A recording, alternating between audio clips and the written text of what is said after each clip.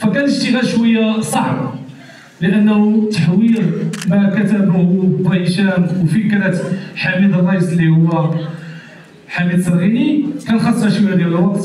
فهذا الوقت هذا كان خاصنا اننا نفكروا جميع باش ناخذوا طاقم تقني، طاقم فني، قلبوا علينا فلوس، ما كانوش فلوس، قلبنا عليهم ادوات يا كوش باش نحاولوا اننا نمولوا واحد الفيلم اللي اشتغلنا عليه لمده 3 أو 4 سنوات.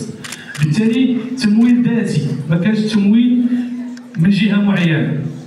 وهذا اللي خلى ان هذا الفيلم يتطبخ كما قالت مريم على نار هاديه، باش يتخدم بالحب حتى بغابيت بالبساطه ديالو بهاد الشخصيات اللي غادي تشوفوا. نتمنى ان شاء الله ان هذا الفيلم يدخل لقلوبكم، لانه جا من الحلم ديال حميد الصرغيني، حميد الرئيس، ومن عند هشام الشكدان. وشكرا. شكرا للمايسترو إدريس الروف. وهو كيف ما قلتي حلم ديال حميد الرئيس اللي هو حميد الصرغيني. كنا كنعرفوا حميد الصرغيني المغني الشعبي، ولكن حتى واحد فينا ما كيعرف حميد الصرغيني الممثل او الفنان اللي عنده بزاف ديال الميولات.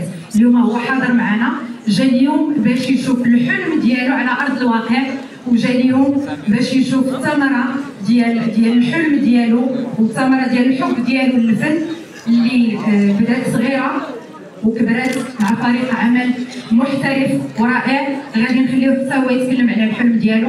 حميد الرئيس وحميد الصرغيني. اولا كنشكركم وتفقوا على راسكم بعد اللي جيتوا عندنا وشكرا على هذا الفيلم. ان شاء الله اللي ان شاء الله نتمنى من الله سبحانه وتعالى يلقى واحد الصدى في القلوب ديال المغاربه بصفه عامه، لان السينما المغربيه